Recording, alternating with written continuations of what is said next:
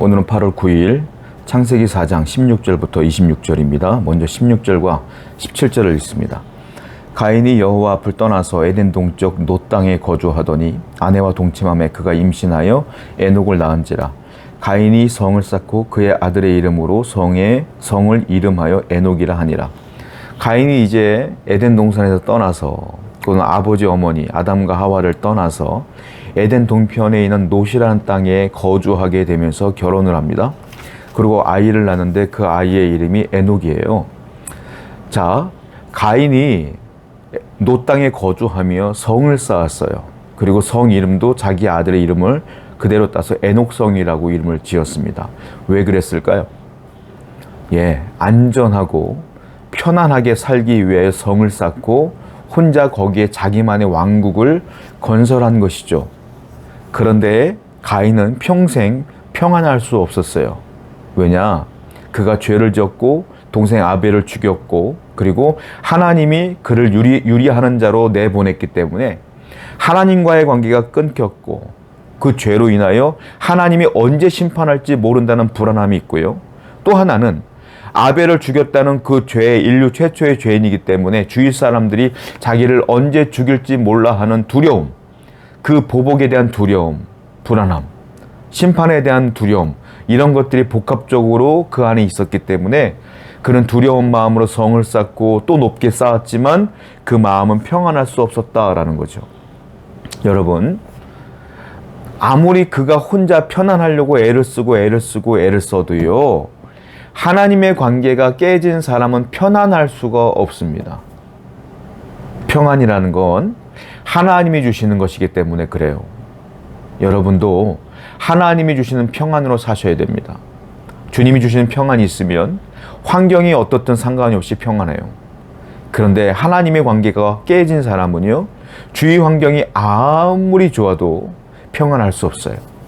평안의 근원은 하나님께 있기 때문에 그렇습니다. 오늘도 하나님께 더 나아가시고 하나님과의 관계를 계속 좋게 유지함으로 말미암아 늘 평안한 여러분 되기를 축원드립니다. 18절부터 22절입니다. 에녹이 이랏을 낳고 이랏은 무후야엘을 낳고 무후야엘은 무두사일을 낳고 무두사일은 라멕을 낳았더라. 라멕이 두 아내를 맞이하였으니 하나의 이름은 아다요 하나의 이름은 실라였더라. 아다는 야발을 낳았으니 그는 장막에 거주하며 가축을 치는 자의 조상이 되었고, 그의 아우의 이름은 유발이니 그는 수금과 통소를 잡는 모든 자의 조상이 되었으며, 실라는 두발가인을 낳았으니 이는 구리와 쇠로 여러 가지 기구를 만드는 자요 두발가인의 누이는 나아마였더라. 18절과 12절을 보면 가인의 후손 가운데 한 명이었던 라멕이 나오는데요, 라멕이 아내를 두 명을 취합니다. 첫 번째 아내는 아다, 두 번째는 실라. 그런데 이게 참 문제가 되는 게 뭐냐면, 하나님은 일부 일처를 제정해 놓으셨어요. 아담이 하와를 만나서 결혼했잖아요. 근데 라멕은 육신의 정욕과 욕망이 너무너무 강했기 때문에 아내 한 명으로는 만족을 못했어요. 그래서 한 명을 더 얻었다. 하나님의 뜻과는 정반대의 삶을 산 게 누구냐? 가인의 후손 라멕이다. 이때부터 처음으로 일부 다처가 시작되는 거예요. 두 명의 아들을 낳았어요. 죄를 짓기 시작하는 거예요. 하나님과 상관없는 삶을 산 사람이 누구냐? 라멕이다. 근데 그 라멕이요, 아이들을 낳았어요. 아이들을. 첫 번째 아들은 누구냐면 우리가 아는 것처럼 야발을 낳았어요. 야발은 누구냐면 그 목축업의 조상이 되는 겁니다. 그리고 두 번째 유발을 낳았어요. 유발은 누구냐면 악기의 조상이 돼요. 악기를 만들어요. 손재주가 좋아서. 그리고 두 번째 아내였던 실라가 두발가인을 낳았는데, 두발가인은 여러 가지 도구를 만들고 무기를 만드는 사람이 됐다. 다른 말로 말하면 이 라멕의 자녀들 때문에 뭐가 발달됐냐? 문명이 시작됐고 문명이 발달됐다라는 것이죠. 문명이 발달되기 시작하는 거예요. 근데 이 문명은 어떤 문명이냐? 하나님과 상관없는 세속적인 문명이다라는 거예요. 왜? 라멕 자체가 하나님과 상관없는 삶을 살았거든. 그 자녀들도 똑같다는 거예요. 정말로 인류 역사상 가장 중요한 문명이 발달됐지만 이거는 하나님이 기뻐하는 것이 아니라 세속적인 문명이 너무너무 발달되기 시작했다라는 것이죠. 사람이 볼 때 편안할 수 있고요. 사람이 볼 때 위대할 수 있지만 하나님 볼 때는 그건 다 죄로 시작된 것이다. 상관없는 것이다 라는 거예요. 하나님의 지지를 못 받는 거예요. 여러분 그렇습니다. 세상을 너무 사랑하지 마세요. 과학이 발달되고 문명이 발달된다고 해서 와 할 수 있지만 그것에 목매이고 얽매이고 그것을 추구하고 그것을 목적으로 삼고 살아가는 것은 하나님이 기뻐하는 게 아니다라는 겁니다. 하나님과 상관없는 문명일 수 있기 때문에 그래요. 그러니까 우리는 항상 이 세상을 살아가는데 하나님을 떠나보내는 것이 아니라 하나님을 내 안에 모시고 나도 그 안에 거하며 나는 주님께서 그랬잖아요. 나는 포도나무 너희는 가지라 그랬잖아요. 언제나 주님과 동행하며 이 땅을 살아가며 이 땅에서 열심히 살아가는 그런 삶 자체가 아름다운 것이지 하나님과 상관없는 문명은 하나님께서 원하시는 것이 아니다라는 것이죠. 이 땅을 살아가는 모든 여러분 하나님을 붙드시고 살아가시는 여러분 되기를 축원드립니다. 23절부터 24절입니다. 라멕이 아내들에게 이르되 아다와 실라여 내 목소리를 잘 들으라. 라멕의 아내들이여 내 말을 들으라. 나의 상처로 말미암아 내가 사람을 죽였고 나의 상함으로 말미암아 소년을 죽였도다. 가인을 위하여는 벌이 7배인지인데 라멕을 위하여는 벌이 70배이로다 하였도다. 라멕이 노래를 불러요. 아내들을 딱 앉혀놓고 노래를 불러요. 무슨 노래를 부르냐? 야, 내가 상처받았다. 누가 나한테 상처를 줬다. 그래서 내가 사람을 죽였도다. 나보다 나이 어린 소년을 내가 죽였다. 가인이 동생 아벨을 죽였을 때 하나님께서 가인을 건들면 7배를 더한다고 했지.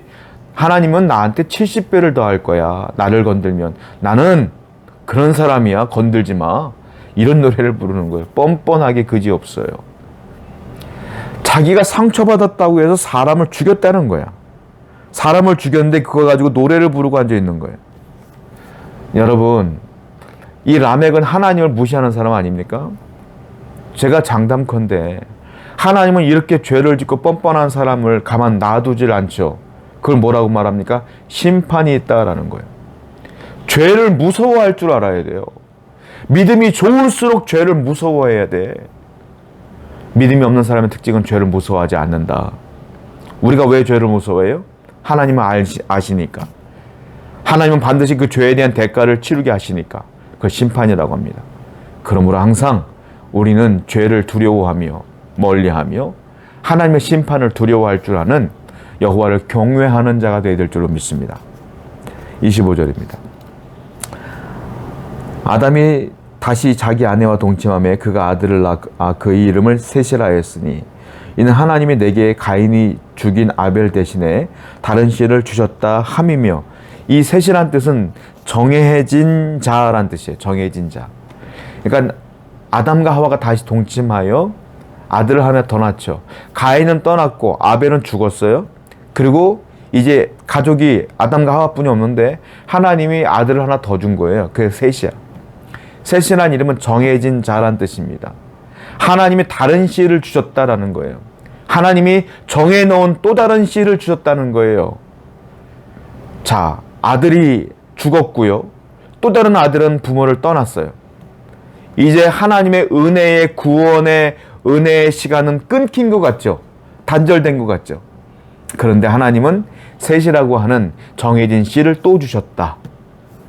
지금 가인의 땅, 그 노 땅에는 문명이 발달되어지며 세속 문화가 정말로 엄청나게 발달되고 있어요. 죄가 하나님을 무시하는 사람들이 모여 사는 곳이에요, 거기. 그런데 저 동편 쪽에는 하나님의 은혜의 땅에는 하나님의 구원의 씨가 끊긴 것처럼 보였지만 다시 하나님이 정해진 씨를 주므로 구원의 역사가 시작되더라라는 것이죠. 여러분 그렇습니다. 하나님의 은혜는 끊기지 않아요. 하나님의 구원의 역사는 단절되지 않아요. 다시 시작됩니다. 반드시 시작됩니다. 그리고 이루어집니다. 여러분의 삶에도 마찬가지예요. 끊긴 것 같지만 끊긴 게 아닙니다. 은혜가 끊긴 것 같지만 끊긴 게 아니에요. 반드시 다시 시작합니다. 그러니 힘을 내시고 다시 일어나시고 하나님의 은혜 가운데 거하시는 여러분 되기를 축원드립니다. 26절입니다. 셋도 아들을 낳고 그의 이름을 에노스라 하였으며 그때 사람들이 비로소 여호와의 이름을 불렀더라. 셋이 장성하여 또 아들을 낳았는데 그 아들의 이름이 에노스였는데요. 에노스 때부터 처음으로 여호와의 이름을 불렀도다 이 말이에요. 여호와 이름을 불렀다는 게 무슨 말이냐면 인류 최초로 여호와께 예배했다 예배, 기도하며 찬양하며 하나님을 처음으로 에노스가 예배하기 시작하였다 이 말이죠. 자, 인류 역사가 두 가지로 뻗어나가기 시작해요. 가인의 후손, 라멕의 후손들로부터 시작한 세속적인 문화가 시작되고요. 반대쪽에는 셋의 아들 에노스로부터 하나님을 경외하며 예배하는 역사가 시작되더라. 하나님은 에노스와 함께 하십니다. 하나님이 없는 그 문명의 역사에는 하나님이 함께 하지 않습니다. 사람들이 볼 때는 라멕의 가족들이 이루어낸 그 문명의 역사가 위대해 보이고 아름다워 보입니다. 그러나 하나님은 그들과 함께 하지 아니하며 하나님을 예배하는 에노스와 함께 하십니다.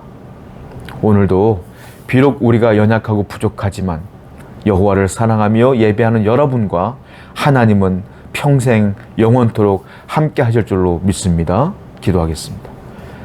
하나님, 우리도 셋과 에노스처럼 여호와를 경외하며 예배하는 자가 되게 하여 주옵소서. 예수님의 이름으로 기도드렸습니다. 아멘.